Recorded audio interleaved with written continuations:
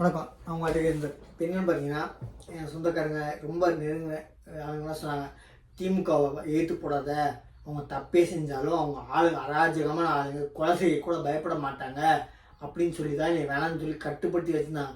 எப்போ ஒரு கோட்டையே ஒரு நாடக கம்பெனியை உங்களுக்கு தகுந்த மாதிரி மாற்றிக்கிட்டீங்களோ எனக்கு பொறுக்கலை, போட்டே ஆகணும், ஒரு வழி இல்லை. அதனால தான் சுப்ரீம் கோர்ட் சீஃப் ஜஸ்டிஸ்க்கு எழுதிட்டேன், கம்ப்ளைண்ட் லெட்டர் எழுதிட்டேன், ரெடி பண்ணிட்டேன். இன்றைக்கி ஞாயிற்றுக்கிழமை த்ரூ ஆன்லைனில் போடுறதோட போஸ்ட்டில் போட்டு சிசி, அதாவது இன்னொரு அவங்களுக்கு ஒரு காப்பியை மெட்ராஸ் ஹைகோர்ட் தலைமை நீதிக்கு அனுப்புகிறேன். நல்லா புரிஞ்சுக்கோங்க. என்ன அப்படின்னா, இன்றைக்கி சண்டே, போஸ்ட் ஆஃபீஸ் இயங்காது, ரெடி பண்ணிட்டேன், நாளைக்கு அனுப்புகிறேன். அதுக்கு சில வரைமுறைகள் இருக்குது. வரைமுறைகள் நாளைக்கு ஒர்க்கிங் டே ஆனதுனால நாளைக்கு அனுப்ப போகிறேன். சரிங்களா? இன்னொன்றுனா, உண்மையாக பேசினா கைது செஞ்ச ஜெனரல் ஃபெலிக்ஸை கைது பண்ணிங்க, உடனே விட்டாங்க கோர்ட்டில். அதே மாதிரி இப்போ கூப்பிட்டு போனாலும் கோர்ட்டில் விட்டுறாங்கன்னு சொல்லிட்டு சம்மனை அரெஸ்ட் பண்ணி விசாரணை பண்ணி நீங்கள் நான் விசாரணைக்கு வரணும் அப்படின்னு சொல்லி சம்மனை கொடுத்து நம்ம யூடியூபர் மாரிதாஸா கைது பண்ணிங்க, போலீஸ் ஸ்டேஷன் கூப்பிட்டு போனீங்க, ரிமாண்ட் பண்ணாமல் சம்மனை கொடுத்து அனுப்பிச்சிங்க. ஏன்னா உங்களுக்கே தெரிஞ்சு போச்சு, திருப்பி பால் போட்டாலும் ரப்பர் வந்து திருப்பி வரதான் செய்யும். பிளாஸ்டிக் பந்து மட்டும்தான் போட்ட இடத்துல நிற்குமே தவிர பிளாஸ்டிக் பந்துமே காற்றடிச்சா ரிவர்ஸ் வரும். நல்லா புரிஞ்சுக்கோங்க. அதே மாதிரி இந்த நியாயத்தை பேசுகிறவங்கள உங்களை வாயை கட்டுப்படுத்த என்னைக்கு ஒரு கோட்டை நாடக கம்பெனியை மாற்றினீங்களோ பல வக்கீலுங்க வெளியில் இருப்பாங்க. ஆனால் உங்கள் அடக்குமுறை, உங்கள் அராஜக முறையை பார்த்து பயந்து இருப்பாங்க. எல்லாரும் அப்படி இருக்க மாட்டாங்க. 5 பேர்லாம் ஒரே மாதிரி இருக்காது. சில பேர், நான் வந்து வேறு மாநிலத்தில் இருக்கேன், எனக்கும் தமிழ்நாடுக்கும் ஓட்டு போட்டால் என்ன, யார் ஜெயிச்சா என்னங்க, ஒன்று. அதனால தான் நான் வந்து சுப்ரீம் கோர்ட் தலைமை நீதிபதிக்கு தானா முன் வந்து கேஸ் எடுங்க, இது ஒரு வரமுறைக்கு உட்படுத்த கேஸ் இல்லை, ஜட்ஜ்மெண்ட் இல்லை, உட்படுத்தப்பட்ட கேஸ் இல்லை. அவர் தப்பிச்சிட்டாரு, யாரும் கொடுத்த ஜட்ஜ்மெண்ட்டை வந்து ஜட்ஜி தப்பிச்சிட்டாரு.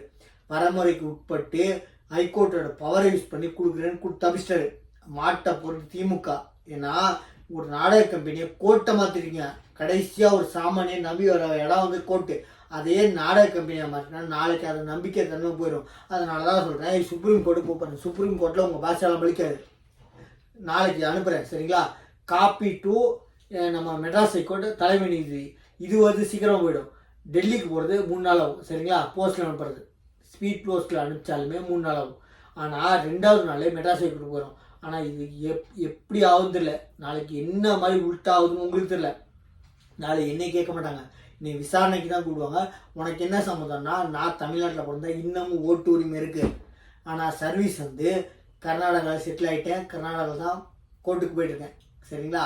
ஆனால் இக்காரணத்தை கொண்டு தமிழ்நாடுக்கு எனக்கு சம்மந்தம் இல்லை. ஓட்டு உரிமை, ஓட்டு போட்டாலும் இன்னையும் ஓட்டு இருக்குது. ஆனால் ஓட்டு உரிமை இருக்கிறதுனால எனக்கு இவங்க கோர்ட்டை வந்து மிஸ்யூஸ் பண்ணதுனால, நாடக கம்பெனியாக மாற்றினதுனால முன் வந்து போடுறேன், தானா முன் வந்து கேஸ் எடுங்க அப்படின்னு சொல்கிறேன் அப்படின்னு சொல்லி போடுறேன், சரிங்களா? அதே மாதிரி கண்ணீரில் வாடும் கரூர் மக்களா இன்ப நிதி சுற்றுலா சென்ற உதயநிதி, இன்ப சுற்றுலா, இன்ப நிதியோட சென்ற சுற்றுலா. ஆக்சுவலி நான் திருப்பி கேட்குறேன், இவர் ஏன் வரலன்னு கேட்டாங்க, எதுக்கு வரலன்னு கேட்டாங்க, எதுக்கு 3 நிமிஷம். ஆக்சுவலி எண்ணூரில் இறந்தவங்க மனுஷன் இல்லையா, மனிதாபிமானம் ஒன்று சொல்கிறாரு செந்தில் பாலாஜி, மனிதாபிமானத்தோடு யார் இறந்தாலும் போனா ஏன் வந்து எண்ணூரில் இறந்ததுக்கு உனக்கு ஒரு துப்பு கிட்ட மனுஷன் ஒரு கவுன்சிலர் உன்னால பேசி அனுப்பல. நீ எல்லாம் மந்திரியாக இருந்திருக்க, டிஎம்கேவோட கவுன்சிலர் அனுப்பிச்சியா? எண்ணூரில் இறந்த 9 பேருக்கு அவங்களும் இறந்தவங்களும் மனுஷங்க தான். மனிதாபிமானோடு போனேன், இதில் என்ன தப்பு இருக்குன்னு கேட்ட இடிச்சவாயி கும்பிட்ட, உன்னை ஏன் வந்துன்னு கேட்கல. மிச்சை கள்ளக்குறிச்சிக்கு இறந்த நீங்கள் சொல்லி காய்ச்சின கள்ளச்சாராயம் குடிச்ச 60 பேர் இருந்தாங்க. அதுக்கு ஏன் போகணும்னு கேட்டாங்க, அதை விட்டுருங்க, அது பழசு. உடனே வந்து துரைமுருகன் அது வேறவா இது வேறா, அதை விட்டுருங்க. கரூர் பிரச்சனை ஆனதுக்கு அப்புறம் இப்போ எண்ணூரில் 9 பேர் இருந்தாங்க வட மாநிலத்தில். இவங்கள்ட்ட போகிறதுக்கு வேறு வழி இல்லை, போகிறதுக்கு உங்களுக்கு ஒரு வேலை இல்லை, ஏன்னா அவங்களுக்கு ஓட்டு இல்லை. அதனால் வட மாநிலத்து வேலையாளுங்க போனால் ஓட்டு இல்லைங்க. மனிதாபிமான ஒரு நாடக கம்பெனி அங்கே நடத்த முடியாது, ஏன்னா இறந்தவங்க ஃபுல்லாக வட மாநிலத்து ஆளுங்க, சரிங்களா?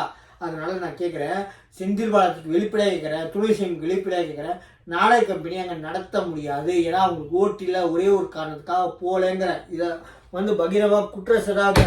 இதுக்கு ரிப்ளை சொல்லுங்கள் பார்க்கலாம். ஏன் சொல்கிறேன்னா, நீங்கள் வந்து எப்போ ஒரு கோர்ட்டே நாடக கம்பெனியை மாற்றினீங்களோ எனக்கு ரத்தம் கொதிக்குதுங்க. ஏன்னா இனி ஒரு வக்கீல் ஏமாற்றி தான் என்னை வக்கீலாகியிருக்கான். நல்லா ஒரு துறை வா அப்படின்னு சொல்ல, வக்கீல் சிவில் கேஸை போட்டுட்டு அரெஸ்ட் வாரண்ட் வாங்கிட்டேன், நீ போட்ட கேஸே போடல. அப்படி ஒரு பொய் சொல்லி ஒரு ஏமாத்துனதுனால பல பேர் கஷ்டப்படக்கூடாதுன்றதுக்காக வந்திருக்கேன் இந்த துறைக்கு. அந்த துறையே கேவலப்படுத்துற மாதிரி நாடக கம்பெனியை மாற்றுறதுனால இந்த குற்றச்சாட்டுகள் வைக்கிறேன். ஏன் 809 பேர் இறந்த இடத்துக்கு ஒரு கவுன்சிலர், ஒரு அடிப்படை தொண்டரை கூட அனுப்பாத இவரை அவங்க மனிதாபிமானத்தில் போனாராம். யாரே செந்தில் பாலாஜி, அதனால போனாராம் அவர் ஊரா. அப்போ நான் நீயே போன கேட்கல, ஒரு அடிப்படை தொண்டரை கூட உன்னை அனுப்ப முடியல. என்ன சொல்கிறேன், கவர்மெண்ட்டை விட்டு ஒரு அடிப்படை தொண்டரை கூட உங்கள் கட்சியிலேருந்து ஒரு அனுப்ப முடியாத ஒரு கேவலமான ஒரு ஆட்சியில் இருக்கீங்க. அராஜகத்தின் உச்சம். சரிங்களா? நம்ம சேனலை தயவுசெய்து சப்ஸ்கிரைப் பண்ணி பாருங்கள்.